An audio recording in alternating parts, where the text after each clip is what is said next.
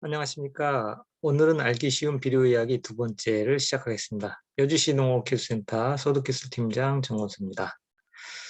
칼슘은 공장의 건물, 경도 조직감, 저장성을 역할을 하는데 식물에서는 세포벽의 구성 성분으로서 세포막의 기능에 관여합니다.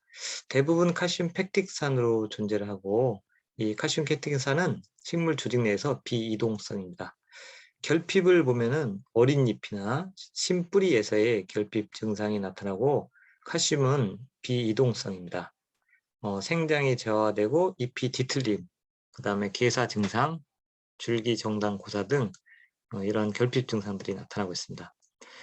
그러면 식물질 내에서의 칼슘 이동을 살펴보면 칼슘은 대부분 증산 흐름을 따라서 식물체 내로 끌려 올라갑니다. 따라서 물을 자주 주시면은 칼슘이 뿌리에서부터 같이 흡수돼서 이동이 될 수가 있습니다. 칼슘 결핍이 되는 거는 pH가 낮거나 뿌리에서 칼슘과 마그네슘의 그 상호 기량작용, 즉 마그네슘 함량이 너무 많거나 가리 함량이 많거나 또는 높은 습도하고 이제 저온이 갈 경우에는 증산작용이 저해가 됩니다. 증산작용이 저해될 경우에는 칼슘의 결핍이 유발되고 있습니다. 석회 종류를 살펴보면은 생석회가 있고 소석회, 고토석회 등이 있죠. 이 석회 물질이 그 중화력이라 해서 pH를 교정하는 능력을 살펴보면은 CaO 요게 그 생석회죠. 생석회가 170 정도 되고 요게 이제 고토석회가 172, 그다음에 우리가 많이 쓰는 소석회가 135를 나타납니다. 칼슘제를 우리가 많이 사용을 하는데 대부분 이제 그 농약사에서 구입하다 보면은 고가의 칼슘제를 사는데 실질적으로 엽내 흡수율을 비교해 보면 염화칼슘이 11.4 그램 퍼 킬로그램, 질산칼슘은 10.8, 그리고 이제 조금 비싼 카르키도 11.4. 따라서 염화칼슘만 이용하셔도 엽내 흡수율이 상당히 높다는 것을 말씀드릴 수가 있겠습니다. 칼슘의 비료 효과를 증진하기 위해서는 기본적으로 토양 수분이 부족한 경우 문제가 된다 그랬죠. 그래서 물만 잘 주면은 석회 흡수가 잘 된다고 했습니다. 그래서 따라서 토양 산도를 중성으로 교정을 하면서 미생물이 번식되고 물과 공기를 잘 흐르게 하면은 칼슘의 비율을 증진할 수가 있겠습니다.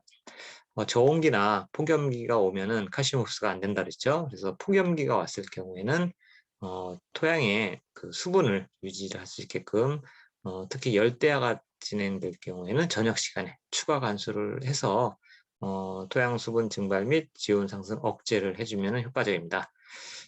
전에 시간에 한번 자세히 설명드렸죠. 저비용 고효율 킬레이트 칼슘제, 요거를 이제 이렇게 만드셔 갖고 옆면 살포를 해주시면 상당히 효과가 좋다라고 설명드렸습니다.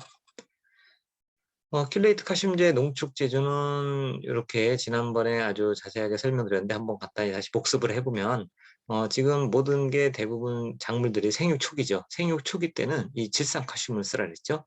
그 다음에 생육 중기나 후반기 때 염화칼슘을 쓰는 겁니다. 지금은 이제 봄철이기 때문에 질산칼슘을 한 4kg를 미생물 활성수 10리터 정도 넣고 녹이고 나서 붕사는 끓는 물에 녹이라 그랬죠. 끓는 물에다가 500g을 녹여서 혼합합니다. 그래서 나머지 미생물 활성수를 채우면은 20리터 농축액을 만들 수가 있습니다. 그래서 이렇게 농축액을 만들면은 미생물과 함께 킬레이터와 작용이 돼서 하루 후에 이후에 사용을 하게 되면은 상당히 칼슘의 흡수율이 높아진다고 했습니다. 옆면 살포는 이렇게 만들어 놓으신 거를 5에서 7일 간격을 하는데 살포 방법은 이제 100배액으로 물 20리터 기준으로 지금 만들어 놓으신 농축액을 200ml, 종이컵으로 1개 반, 우리 커피 먹는 컵으로 1개 반 정도 넣어서 옆면 살포를 5에서 7일 간격으로 하시면은 질소 성분과 함께 칼슘을 공급을 할 수가 있겠습니다. 이제 마그네슘을 보면 우리가 기계 모터라든지 광합성이라든지 당도에 관여하는 게 마그네슘입니다. 기본적으로 엽록소의 구성 요소가 마그네슘이죠. 그래서 결핍이 되면은 이 광합성이 감소되고 연맥이 이렇게 황화가 됩니다. 또한 그 마그네슘이 과다일 경우에는 가리라든지 칼슘이 부족하게 되겠죠. 이렇게 해서 기량작용을 일으키는 게 두 가지입니다. 고토를 비료를 증진할 수 있는 방법은 당연히 그 산성 토양 개량을 해서 석회 고토를 사용하시면 상당히 효과가 좋겠고요. 석회성을 기대할 수 있는 경우는 황산가리 고토라든지 황산고토가 좋고요. 토양 중에 가리 농도가 높으면 어떻게 된다 했어요? 기량작용에 의해서 마그네슘이 결핍될 수가 있겠고요. 토양 중에 인산이 부족해도 고토의 흡수가 저해가 됩니다. 다음엔 황인데요. 황은 그 맛과 향, 색 이렇게 나타날 수가 있는데 기능은 탄수화물의 구성이고 단백질, 조효소가 황입니다. 따라서 이제 결핍되면은 어린잎에서 발생되겠고요. 우리가 비료로는 유황이라든지 유한, 황산고토의 황이 성분이 들어가 있게 되겠습니다. 붕소를 살펴보면은 대사 양분의 이동입니다. 그래서 칼슘제 만들 때 붕소를 이용을 하죠. 그렇게 하면 대사 양분이 상당히 잘 이용이 되기 때문에 기능적으로 보면 세포막 펙틴 다당류고 수정에 관여하는 게 붕소다. 이렇게 이해를 해주시면 되겠습니다. 양분별로 기량작용과 상조작용을 표로 나타난 건데요. 그 뭐냐면 특히 조심해야 될 게 기량작용입니다. 특정 성분이 많을 경우에는 다른 성분을 흡수를 못하게 하는 게 기량작용이거든요. 우리가 흔하게 욕심이 많아서 질소, 퇴비에도 다 질소가 들어있겠죠. 이 질소라든지 퇴비, 유박 이런 것들을 많이 주게 되면 상대적으로 이 칼슘의 흡수가 안 됩니다. 이게 기량작용이라고 설명할 수 있겠고요. 또한 질소를 또 많이 주게 되면 이제 붕소도 결핍이 됩니다. 그렇기 때문에 이럴 때는 아까 얘기했던 킬레이트 칼슘제를 칼슘과 붕소를 넣어서 만들죠. 이런 거를 정기적으로 연면 살포를 해주시면 좋을 것 같고요. 또한 또 그 기량작용으로 봤을 때 칼슘이 흡수가 억제되는 거는 또한 이제 마그네슘이 많거나 가리가 많았을 때도 칼슘이 억제가 됩니다. 그리고 이제 상조작용을 잠깐 살펴보면 인산과 마그네슘은 상조작용입니다. 서로 성분들이 있을 때 서로 흡수가 좋다는 거죠. 그래서 유박이라든지 비숙태비 사용 시에는 꼭 칼슘과 붕사를 연면 살포하는 게 중요합니다. 자, 오늘 배운 내용을 좀 간단히 설명드리면 칼슘과 마그네슘 이런 그 비료, 붕수에 대해서 설명을 드렸고요. 이제 간단히 그 토양계량제, 지금 이제 최근에 봄철이라서 토양계량제가 많이 나오죠. 요거에 대해서 설명드리면 우리나라는 대부분 그 토양의 모재가 이 화강암이라든지 화강편마암으로 구성되어 있어요. 즉 산성 토양이 모암입니다. 그렇기 때문에 장마가 지나면서 산성화가 자동적으로 진행이 되기 때문에 3년에 한 번씩 그래서 산성 토양을 중성으로 만들기 위해서 이러한 토양계량제들이 공급이 됩니다. 그래서 논에는 규산지들을 이제 공급을 하고요. 특히 이제 규산은 벼에서 흡수하는 성분 중 가장 많은 원소가 규산입니다. 토양 중에서 유일하게 그 과잉이 돼도 과잉 장애가 안 나오는 게 규산입니다. 논에서. 그래서 논에서는 꼭 규산질이 필수적으로 필요한 그런 요소가 되겠고요.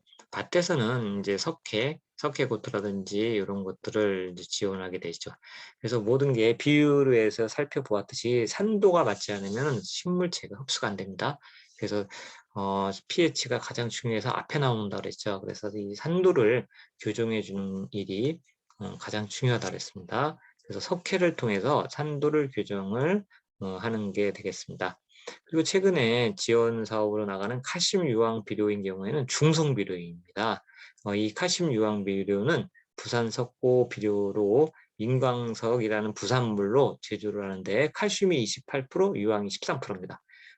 단지 이 칼슘 유황 비료는 중성 비료입니다. 그래서 중성 비료이기 때문에 산도가 조금 올라가 있는 토양, 특히 하우스 같은 경우에 pH가 많이 올라가 있죠. 그럴 때 그 칼슘과 유황을 공급할 수 있는 아주 좋은 비료가 되겠습니다. 그래서 300평당 100에서 200kg 내외로 이렇게 살포를 해주시고요. 혹시 석회질 비료를 함께 사용할 때는 서로 약간 양을 줄여 갖고 동시에 같이 사용을 해도 괜찮을 것 같습니다. 네. 이렇게 해서 두 번에 걸쳐서 이 비료에 대해서 좀 설명을 드렸습니다. 그래서 비료를 관행적으로 시비하는 것보다는 인제 흙토람이라는 시스템에 들어가서 작물을 입력해서 이렇게 해서 비료의 정확한 양을 좀 산출해서 토양 검정을 받아서 비료를 사용하시는 게 가장 좋고, 그렇지 토양 검사를 당장 못 했을 경우에는 그 작목별로 필요로 하는 요구량이 있습니다. 그래서 그 요구량을 산출해서 좀 더 과학적으로 비료량을 주시는 게 좋을 것 같습니다. 네. 지금 이제 봄철에 꽃이 많이 피고 있죠. 올해는 상당히 꽃이 많이 일찍 피고 있어요. 그래서 상당히 인제 많은 벚꽃부터 인제 배나무, 뭐 복숭아꽃 많이 피었는데, 꽃들 보면서 기운 내셔 갖고 영농 준비를 해 주시면 좋을 것 같습니다. 감사합니다.